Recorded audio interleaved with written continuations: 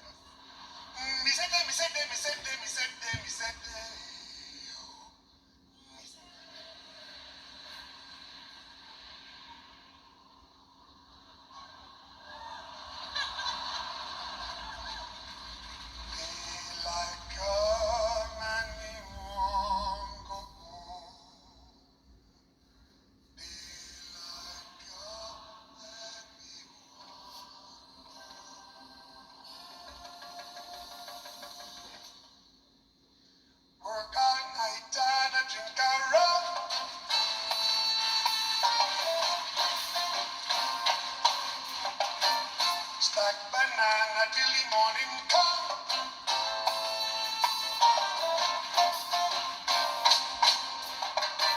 Come, Mr. Tallyman, tally me banana. We say, come, Mr. Tallyman, tally me banana. And it's 6 and 7 and 8 and bunch. Daylight come, and they want to go home. 6 and 7 and 8 and bunch. Daylight come, and they want to go home. Hey, we say, hey, daylight come, and they want to go home. Hey, we say, hey, daylight come, and they want to go home. Hey.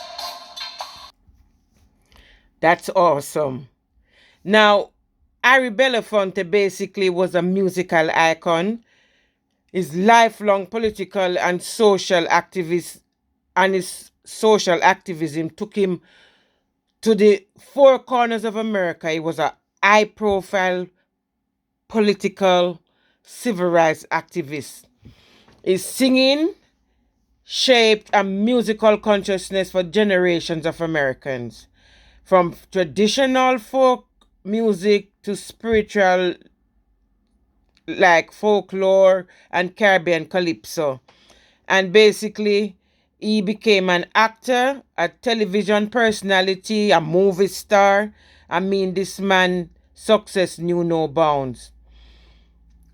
He campaigned in America on the front lines of the civil rights movements, marching alongside Dr. Martin Luther King back in the day, lobbying for the release of Nelson Mandela. And he joined others to ease famine and all that in Africa and all over the world. So I'm telling you now, this man, we need to endorse him to the fullest. I'm telling you.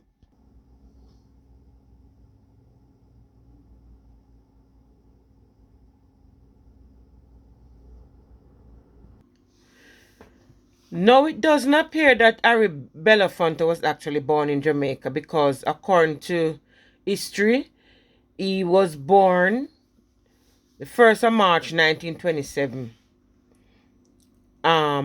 They call him a Jamaican American singer. actor, activist. He popularized calypso music, as I said before, with international audiences in the 1950s.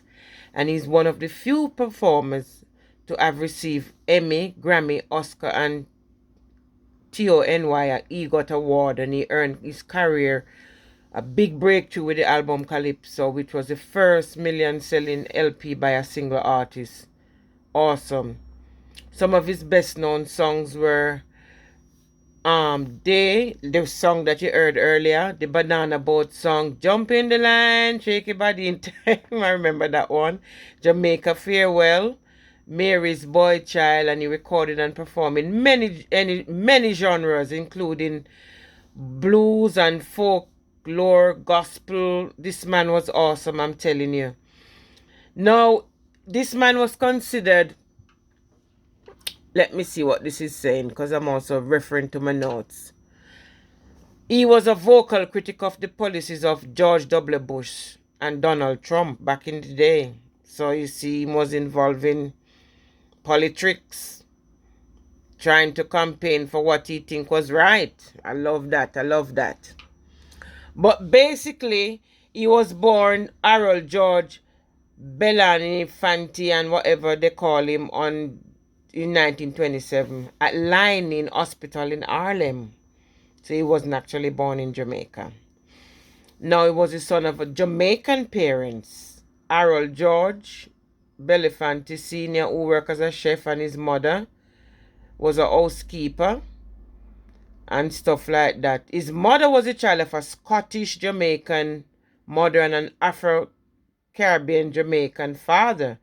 And his father was a child of a black American and a Dutch Jewish father of a this man is it's a whole heap of mix up here. So anyway, that's not relevant right now. What is relevant is his successes. He married about 3 times and he's got children, and he died now leaving the last wife that was apparently with. But I'm gonna let him talk about himself a bit more. Alright?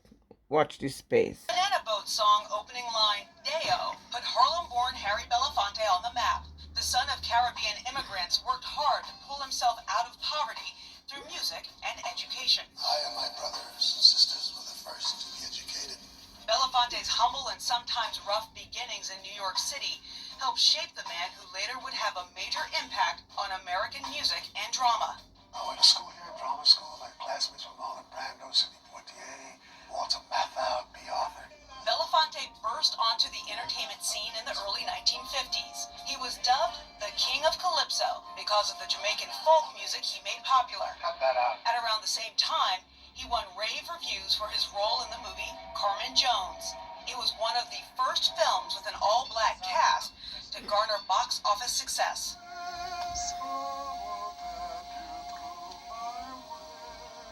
The man with the uniquely husky voice went on to make more than 40 albums, including original recordings and compilations, and starred in more than 10 movies spanning more than 5 decades. Belafonte won several Grammy Awards for his records in the early 1960s and was one of the first black performers to win a Tony Award for the Broadway hit John Murray Anderson's Almanac. In his later years, his big screen projects dealt with the larger societal issues of race and class, like 1995's White Man Burden. Kind of just grew up and got away from me, Although Belafonte's career kept him busy, he always made time for his family. He was the father of 4 children from 2 marriages. His daughter Sherry Belafonte followed in his footsteps to become an actress in her own right. Although his music and movies gained him fame, Belafonte also made his mark as a political activist. In the 60s, he stood up for the civil rights of blacks in America and stood side by side with the likes of Dr. Martin Luther King Jr. and Bobby Kennedy, both later assassinated.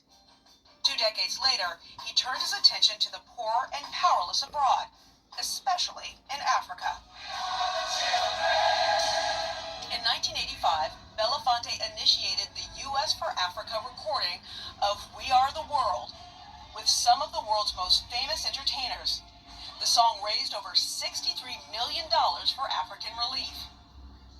For his humanitarianism, the artist received numerous awards from the Kennedy Center, the ACLU, the American National Medal of the Arts, and the Thurgood Marshall Lifetime Achievement Award. Later in life, Belafonte further sealed his legacy, starting his own foundation, Sankofa, focused on social justice. In the documentary Harry Belafonte Sr.'s Song, he contemplated his life of accomplishment and the work that lay ahead. I try to envision playing out the rest of my life almost exclusively devoted to reflection. But is this too much in the world to be done? My social activism, the things that I believed in politically, and although I took a lot of heat for what I did then, I'm taking heat again for some of the things I say and do, but if history is any measure, then I'd probably wind up on the right side of the equation. He's a singer, actor, producer, and ambassador for human rights, and a legend.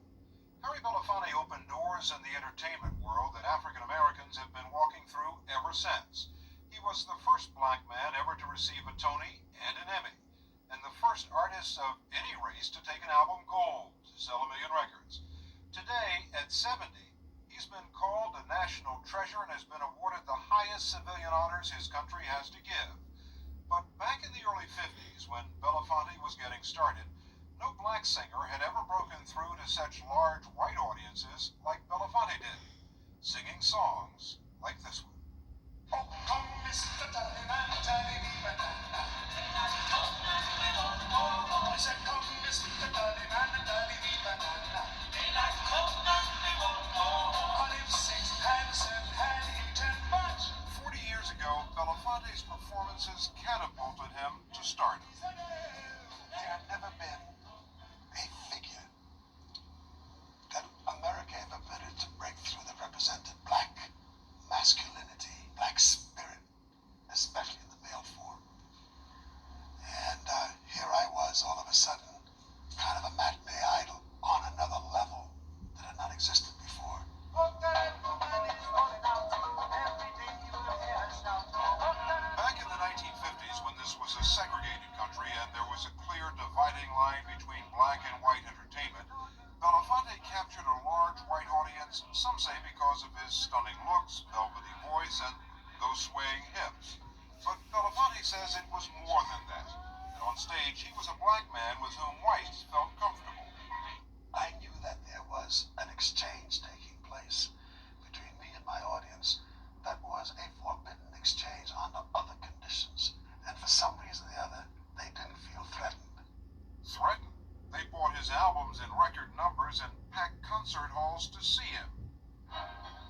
And when he appeared on television, like this first appearance on The Ed Sullivan Show in 1953, he became a household name.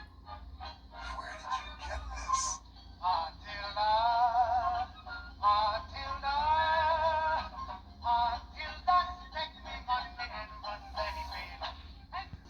Harry Belafonte, thank you. Thank you for a lifetime of commitment and struggle. And it's...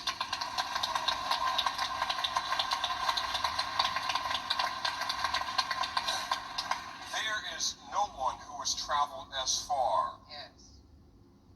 in terms of being there for the people, not just in these great United States, but throughout the continent of Africa, Asia, Europe, throughout the Caribbean, and has never backed away from controversy. A man who is the 21st century's example of the great Frederick Douglass, who speaks truth to power. And you should know that we not only appreciate it, but we respect what you do and what you stand for, unbought, unbossed, and unbowed. That is unique in America today. Thank you. Mr. Belafonte, having traveled, you've been down to Louisiana, we've seen you, haven't addressed some of these issues. What do you want to appeal to this audience to do, and to America watching this? What do we need to do to make sure that the issues that we have witnessed over the last month are not allowed to disappear? What's our charge from you? You know, the last thing Dr. King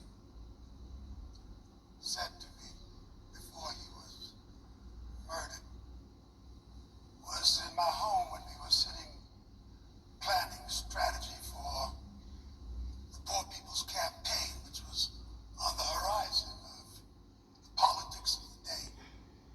That's why he went to Memphis. And in the course of that meeting, he seemed distracted and a little under-focused. And when we asked him what was the matter, Martin said, I've been thinking long and hard about our struggle. We worked tenaciously for our rights. And the culmination of all that effort will be reflected in what we've come to call the integration movement. And I sit here deeply concerned that I suspect we're leading our nation on an integration trip that has us integrating into a burning house. Is born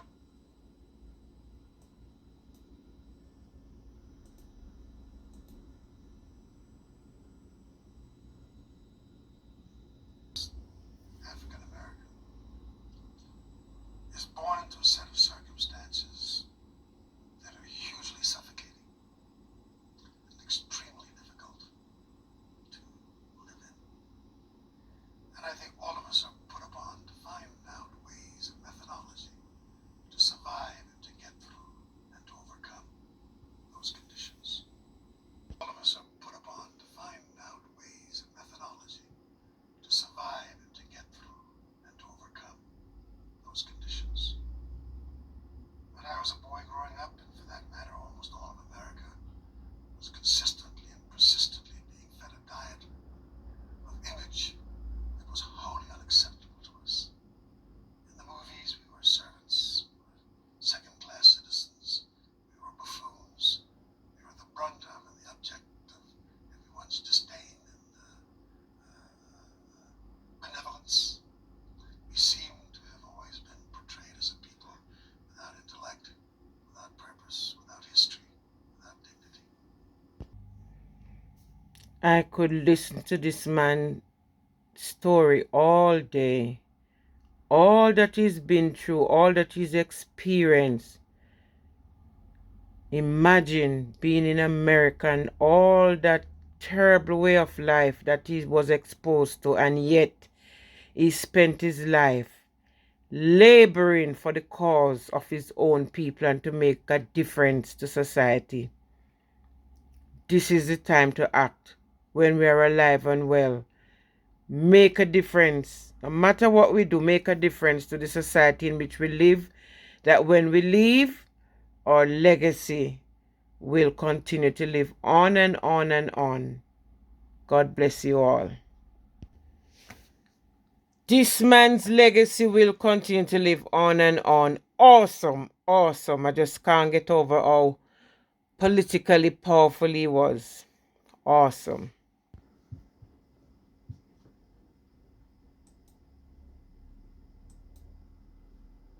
Singer, songwriter, activist, and actor. One of the most successful Jamaican American pop stars ever, as he popularized the Trinbagonian Caribbean musical style with an international audience in the 1950s. His breakthrough album Calypso was the first million-selling LP by a single artist. Belafonte is known for his recording of the Banana Boat song with its signature lyric Day-O. He has recorded and performed in many genres, including blues, folk, gospel, show tunes, and American standards. He has also starred in several films, including Carmen Jones, Island in the Sun, and Odds Against Tomorrow. Belafonte was an early supporter of the civil rights movement in the 1950s and 1960s and was a confidant of Martin Luther King Jr. Throughout his career, he has been an advocate for political and humanitarian causes, such as the anti-apartheid movement in USA for Africa. Since 1987, he has been a UNICEF Goodwill Ambassador. He was a vocal critic of the policies of the George W. Bush presidential administrations. Belafonte acts as the American Civil Liberties Union Celebrity Ambassador for juvenile justice issues. Belafonte has won 3 Grammy Awards, an Emmy Award, and a Tony Award. In 1989, he received the Kennedy Center Honors. He was awarded the National Medal of Arts in 1994. In 2014, he received the Jean Hersholt Humanitarian Award at the Academy's 6th Annual Governors Awards. Early life Belafonte was born Harold George Belafonte Jr. at Lying-in Hospital on March 1, 1927, in Harlem, New York, the son of Melvine, a housekeeper, and Harold George Belafonte Sr., who worked as a chef. His mother was born in Jamaica, the child of a Scottish-Jamaican mother and an Afro-Jamaican father. His father also was born in Jamaica, the child of a black mother and Dutch Jewish father of Sephardic Jewish descent. Harry Jr. was raised Catholic. Belafonte has described his grandfather, whom he never met, as a white Dutch Jew who drifted over to the islands after chasing gold and diamonds, with no luck at all. From 1932 to 1940, he lived with one of his grandmothers in her native country of Jamaica, where he attended Walmer schools. When he returned to New York City, he attended George Washington High School, after which he joined the Navy and served during World War II. In the 1940s, he was working as a janitor's assistant in NYC when a tenant gave him, as a gratuity, 2 tickets to see the American Negro Theater. He fell in love with the art form and also met Sidney Poitier. The financially struggling pair regularly purchased a single seat to local plays, trading places in between acts, after informing the other about the progression of the play. At the end of the 1940s, he took classes in acting at the dramatic workshop of the New School in New York with the influential German director Erwin Piscator alongside Marlon Brando, Tony Curtis, Walter Matthau, B. Arthur, and Sidney Poitier. I'm so enthralled by this man's legacy, I'm telling you. And on the news, he only get a few minutes coverage to say that he passed away. I've been listening with interest, and I'm surprised they haven't dedicated a whole day of coverage to recognize his achievements and his lifetime awards and successes. So there you go. While you're living, do your best, because when you're gone, you're gone. And people will not recognize your worth and your value. Thank you all.